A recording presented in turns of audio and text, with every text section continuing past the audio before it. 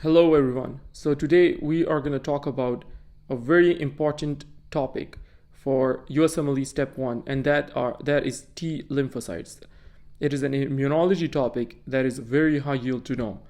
So I'm going to continue from this point on some immunology lecture series, and hopefully we can cover the entire immunology in these sessions. So let's begin with T lymphocytes. So the first thing you need to know is that T lymphocytes are part of the adaptive immune response. Adaptive immune response is a very specific immune response. It reacts against specific antigens, specific bacteria, the specific viruses, and has a very specific immunity it provides to the body. In contrast to your innate immunity. So innate immunity, that reacts against everything, and it provides protection against everything, and it's very non-specific. For example, the skin, for example, neutrophils and macrophages. These are some of the blood cells that just react against everything. As soon as the bacteria or any virus enters the body, so the innate system is activated right away. Complement proteins are also part of the innate immune system. Now, today there are two parts you need to know for the adaptive immune response, our system, the B cells and the T cells. Today in this video, we are going to just touch on the T cells. The T cells are produced in the bone marrow. So they are produced, let's say this is the bone marrow here. And in the bone marrow here, the T cells are produced as naive T cells. Now, these naive T cells do not have any receptors on their surface. They don't have CD markers. Remember, further as we go through these slides, I'm going to tell you that there are two main types of T cells, the CD4 and CD8 T cells. Now, so when the T cells are initially formed from the bone marrow, they don't have CD4, CD8, and they don't even have T cell receptors. They're naive. Now, they have to get educated or get mature. Where do they go for that? For the maturation, the thymus. They are going to go to the thymus. Now, in the thymus, they acquire the T cell receptors. They acquire the CD4 and CD8. Some become CD4 cells, some become CD8 cells. The cytotoxic T cells are called CD8. The helper T cells are called CD4. And that's what they acquire in the thymus, and they become mature. And out of the thymus, you will have a mature T cell ready to fight the infections. Now, so all of those processes that occur in the thymus, the maturation of the T cell, we are going to discuss towards the end. For now, just know that the T cells are formed in the bone marrow as a naive T cells. They go to the thymus where they acquire T cell receptors, become mature. And then also, one high yield point to know is that T cells only recognizes peptides. High yield to know this fact.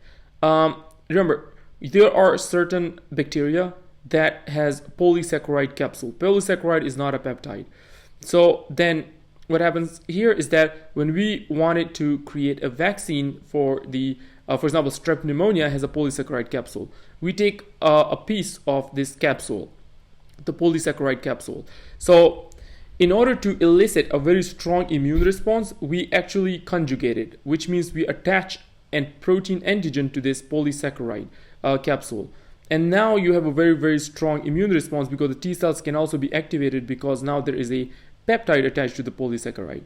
So very important concept to be aware of. The T cells only recognize peptides. So if you attach, because the T cells will not react to the polysaccharide capsule. So in the vaccine, if you conjugate this capsule with a polysaccharide capsule with a protein, now the T cells can get activated and you get a very strong immune response. Now, general things about the T cells is that T cells will not react to any antigen by themselves. They require the help of some cells called APC. These are the antigen presenting cells. Also, the antigen presenting cells present these antigen bound to MHC, which is major histocompatibility complex. There are two types of MHC, MHC1 and MHC2. Now, you need to know that there are millions of T cells against millions of antigens. Now, let me tell you, let's say this is an antigen. It's a triangular shaped antigen. Now, the T cell receptors are, let's say that this is a T cell and it will only be specific to this particular type of triangular antigen. It will not recognize any other antigen. Now it will react to this antigen, clear it from the body, and then once this antigen is cleared, this infection or bug or virus is cleared, then the T cells become something called the memory T cells. And then these T cells, these memory T cells, will not react against any other antigen. Now, so we have, so it will not react against any other antigen. So if you get exposed to the triangular antigen again, these memory T cells will react against this triangular antigen, and very rapidly it is gonna clear this antigen. Now, so let's talk about the mechanisms by which the T cells are activated. This is extremely high yield to know. Now let's talk about that. So let's say we have this T cells, and as I talked to you before, that T cells will not react against antigen unless they are presented. So for example, so if you have, let's say this is an antigen that is presented to the body, it gets entry into the body. Now, and we have a T cell here. The T cell cannot act against it directly. So what's going to happen? What's going to happen is that certain cells called the antigen presenting T cells, APCs, they are going to intake this antigen. They're going to take in this antigen, and they will bind it to MHC classes and then present it on MHC classes to the T cell.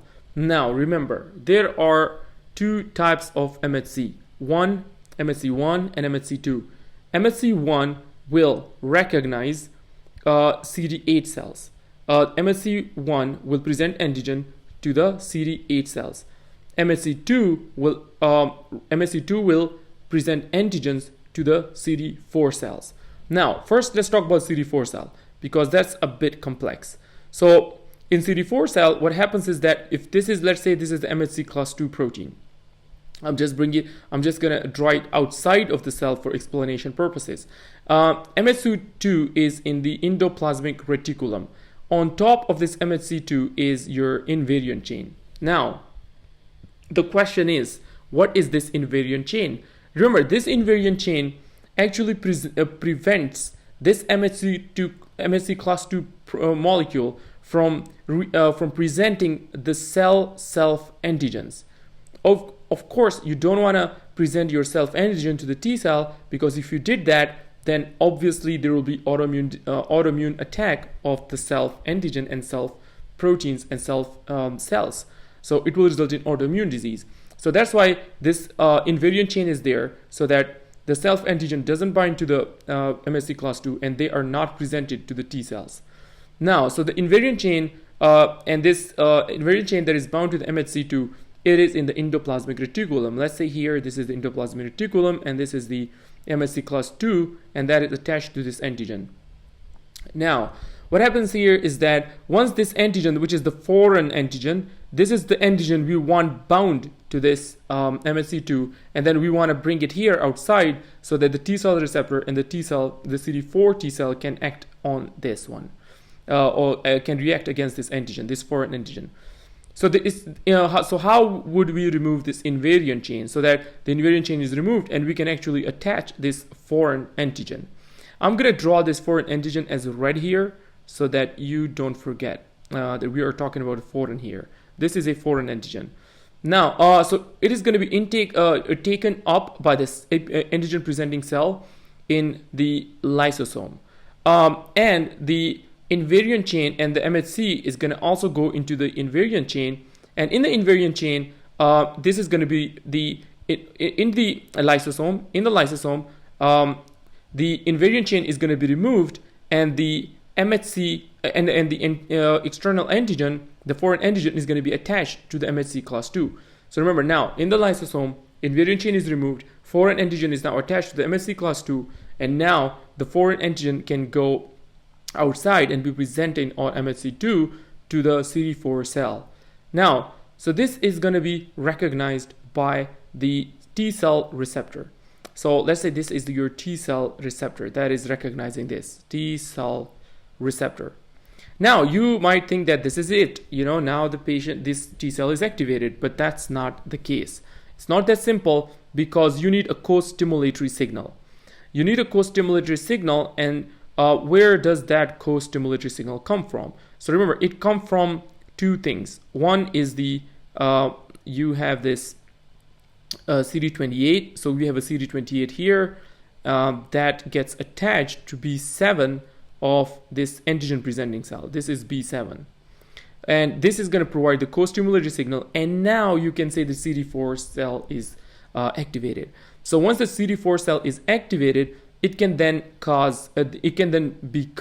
on to become either a Th1 helper cell. Remember, CD4 cell is a helper T cell. And then it can become a Th1 cell or Th2 cell depending on which type of response is required. So don't get confused. Th1 and Th2 cells we are going to talk about in a minute. For now, just understand how the T cell is activated. Now for the CD4 cell, it is MHC2 that it recognizes. Also, you need to know that for CD4 cells, for the CD4 cell, the MHC2 molecule is gonna be recognized by the CD4 cell, not MHC1. Also, the antigen presenting cell for the CD4 cell are dendritic cell, B cell, and macrophages. So these are the three cells that are going to be there, that is going to be acting as antigen presenting cell for CD4 cell. In the next few slides, we are going to talk about what the Th1 and Th2 responses are. For now, just remember, Th1 response is mainly cell-mediated response. So if you require some cell-mediated response, you are going to activate Th1 with CD4 cells. If you require humoral immune response, humoral, by that I mean antibody response, then you are going to require Th2 response.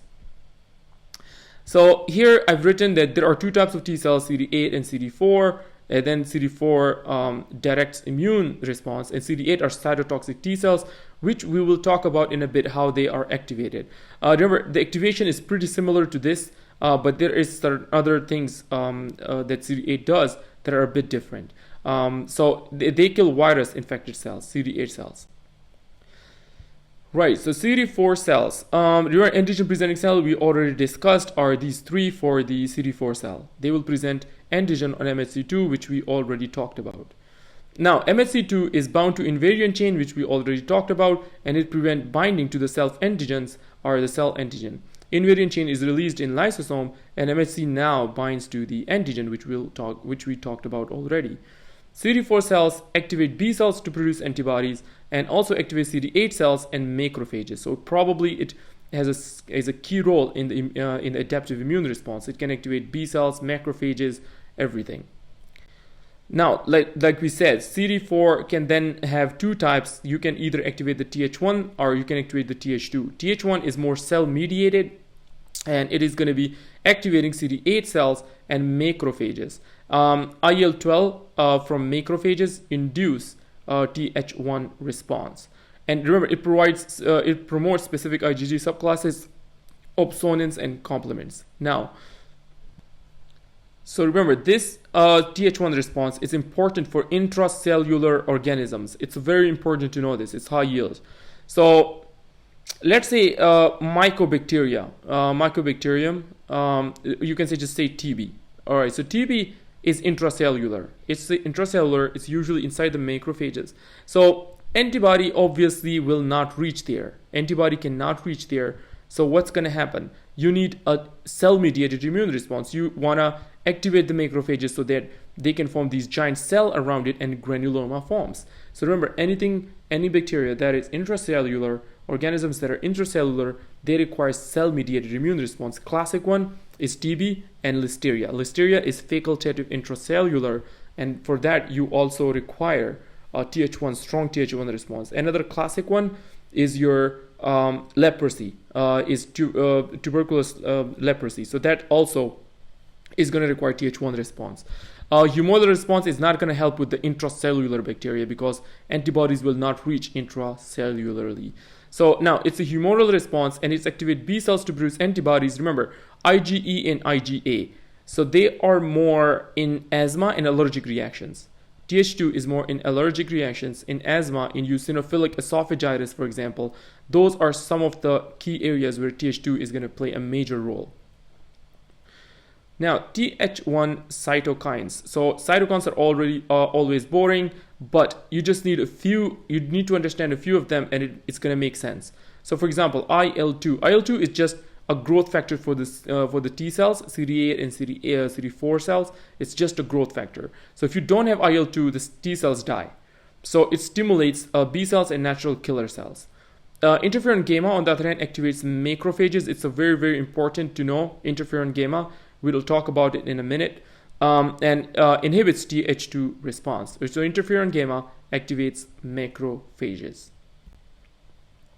For the Th2, we have IL-4, 5, and 10. 10 has no anti-inflammatory effects. It's just pro-inflammatory. It has no pro-inflammatory effect. It just has inhibitory effects. No pro-inflammatory effect. It is actually inhibitory. So it will inhibit the Th1 response.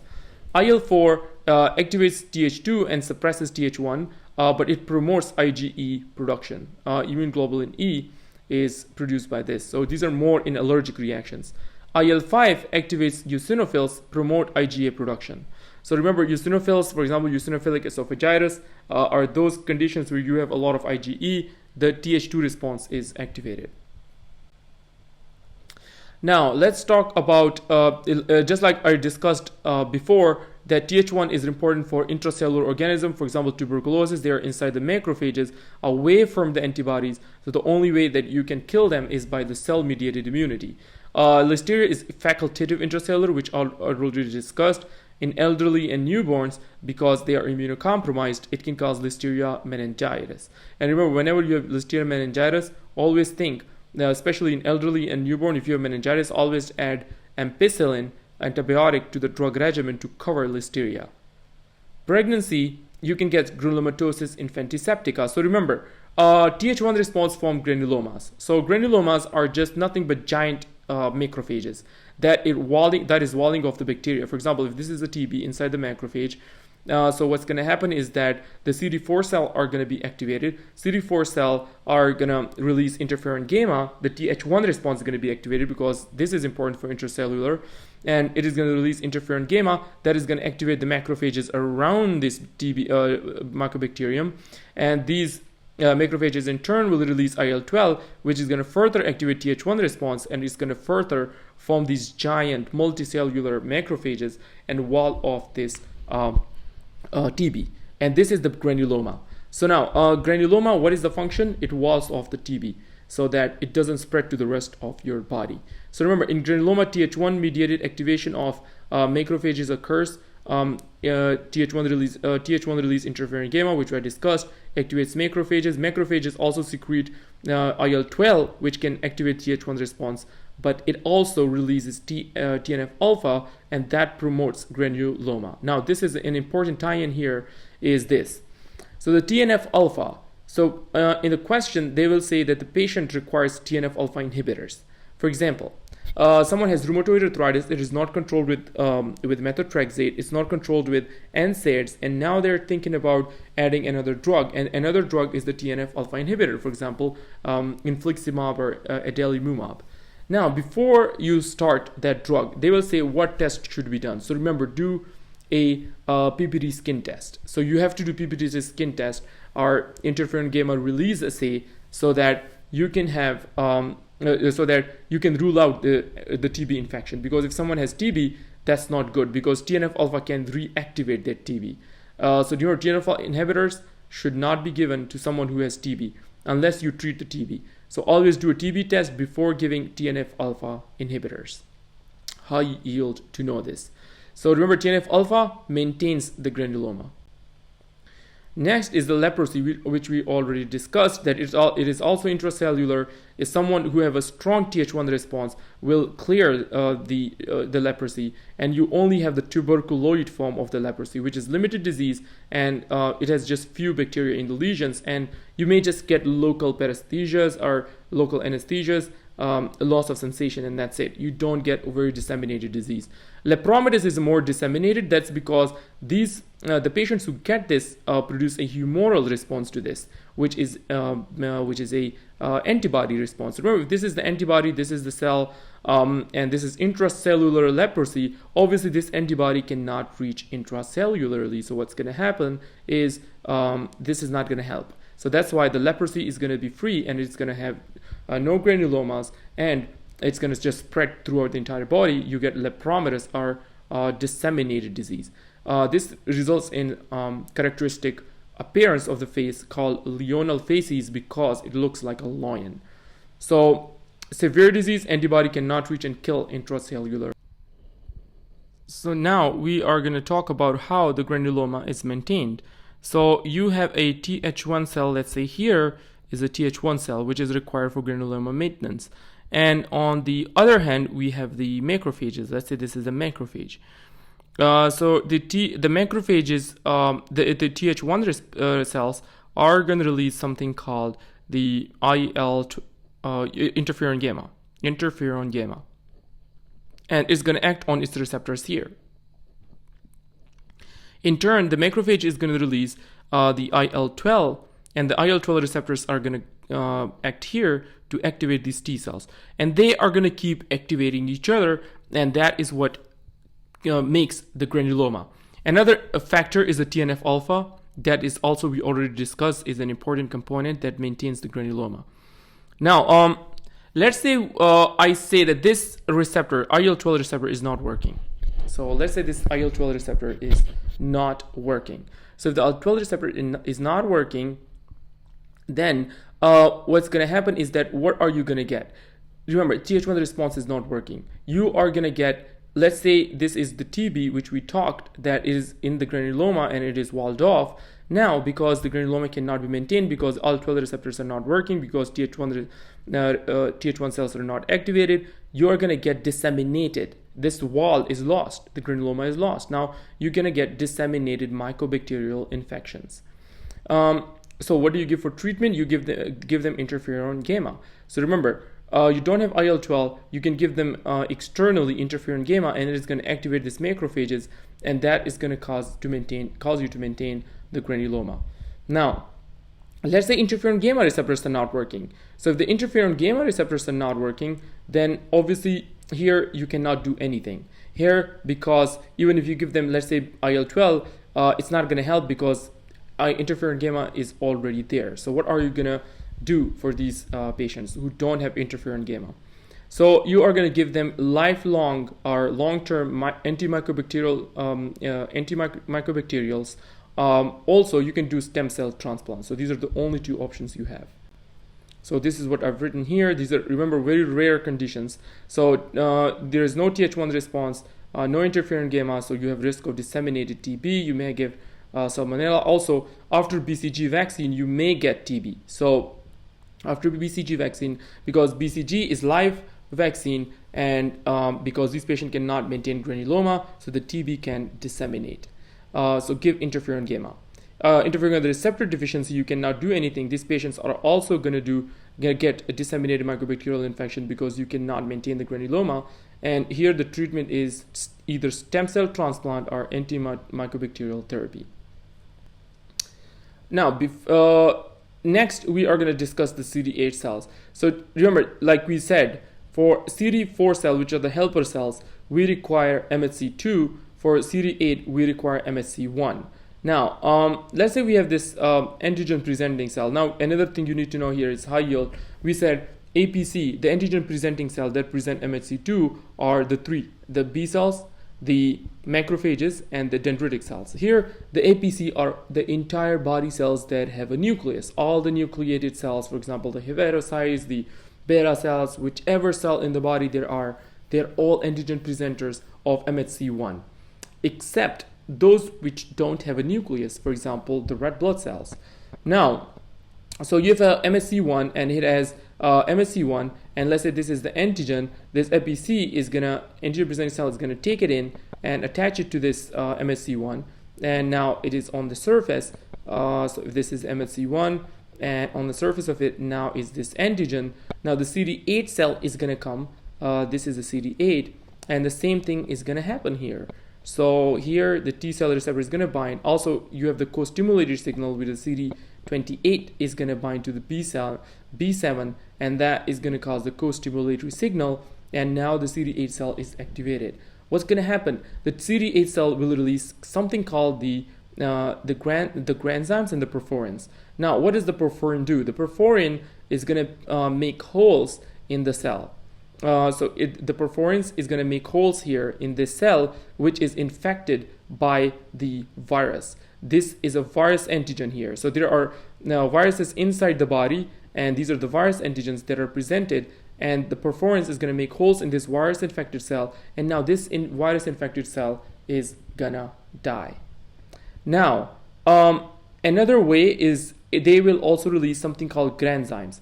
So they will also release granzymes, and these granzymes will enter through these perforins, through these holes, and then activate proteases that will dissolve this cell, virus infected cell. Also, they can activate caspases, which activates apoptosis, and this virus infected cell will die. So this is how the CD8 cells work. These are cytotoxic T cells, and they kill the cells by proteases, caspases activation via granzymes, and also by making holes in the virus infected cell via perforins. TH17 is just for mucosal protection. Their role is just mucosal protection, and deficiency because its deficiency leads to GI bacterial infection in the bloodstream, like E. coli. So they recruit neutrophils and macrophages. Memory T cells.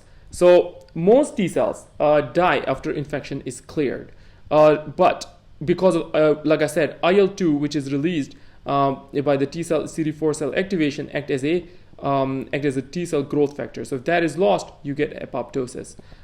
Some of the T cell can remain as memory T cells, and they will produce a vigorous response. An example of this is PPD. So if this is your skin, you inject PPD here, which is a TB antigen. Now, if you've previously been exposed to TB, what's going to happen is that the memory T cell will already be there. The memory T cell are going to come and directly activate against this PPD, and you are going to get this bump on your skin, which is then measured. The induration is then measured, and if it is, for example, it depends on the patient, greater than, for example, 5 or greater than 10 or greater than 15, then it is considered positive according to the patient's condition. If they have risk factors, if they are immunocompromised, if they are normal. So this is just an example of a memory T cell response. Right. So this is a delayed type hypersensitivity reaction, because remember, this induration, this reaction takes about 2 days, about 48 hours. Now, another thing to know is the concept of super antigens. Just like we said, we need the antigen presenting cell should internalize the antigen, and then it will present it with the MHC. So let's say this is MHC, and then the MHC, the T cell here is going to react against with your T cell receptor, and in the middle you have this antigen here. This is normal. Now, what is super antigen? So now super antigen is this. You have the APC here. This is the antigen presenting cell, and what's going to happen is that you have a T cell here. You have a T cell here, and then what's going to happen is that this T cell receptor is here, and then MHC is here, and the antigen is going to come and actually activate both of them at the same time without being internalized. So it rapidly activates your T cells without being internalized by the APC. So directly activating your T cells. That is super antigen. They cause very, very massive release of cytokines, very extreme activation of the T cells, very rapid. And that is going to cause release of IL-2, interferon gamma, massive vasodilation occurs and can lead to shock. So remember, super antigens causes toxic shock syndrome. So for example, Staph aureus has a TSST1, toxic shock syndrome toxin 1, that can cause the, which is a super antigen and can activate the T cells directly, and then it can cause massive vasodilation and shock. Remember two risk factors here. One, those who have a nasal packing and those who have a tampon. Both of these are risk factors for toxic shock syndrome caused by Staph aureus. For strep pyogenes, pyrogenic exotoxin A and C act as super antigens and causing toxic shock syndrome.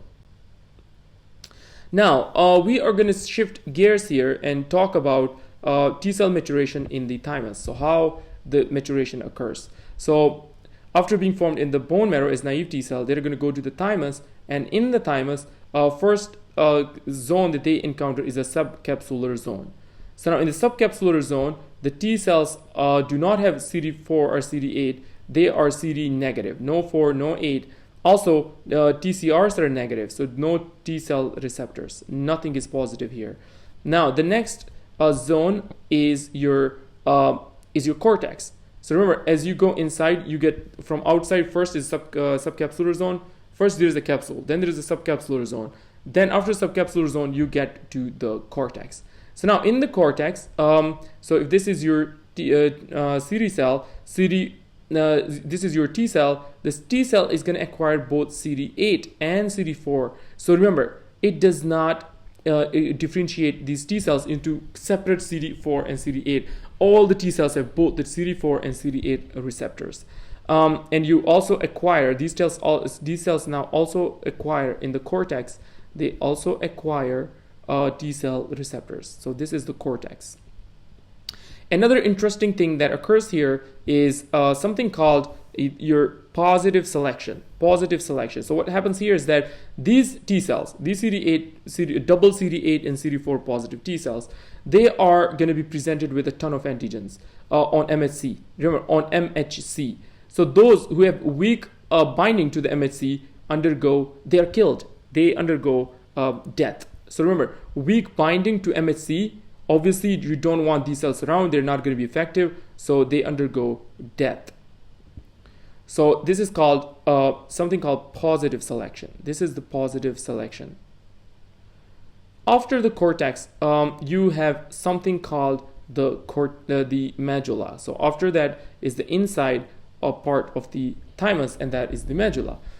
Now, inside the medulla, what you have is something called the negative selection occurs. So let's talk about what negative selection is. So first, remember these CD4, these T lymphocytes now become separate CD8 or CD4. Now they don't have both of the CD8 and CD4 together. Some become CD4, some become CD8. So they acquire specificity. And now they are presented with self-antigens, a ton of self-antigens. Those who are very strongly binding to self-antigen obviously should undergo death, because if you don't kill these CD4 cells, they can lead to autoimmune disorder. So CD4, again, it's going to be presented to the self-antigens, and if it's a very strong binding to the self-antigen, they will undergo death. Those cells which make it through the medulla then become the CD4, CD8 cells that will go out and kill organisms for you, and they will not cause any autoimmune conditions, because here the thymus actually tests all of your T cells if they react to your self-antigen. Hope this video was helpful. This video contains all the T lymphocyte things, high yield points that you are going to require for your step 1.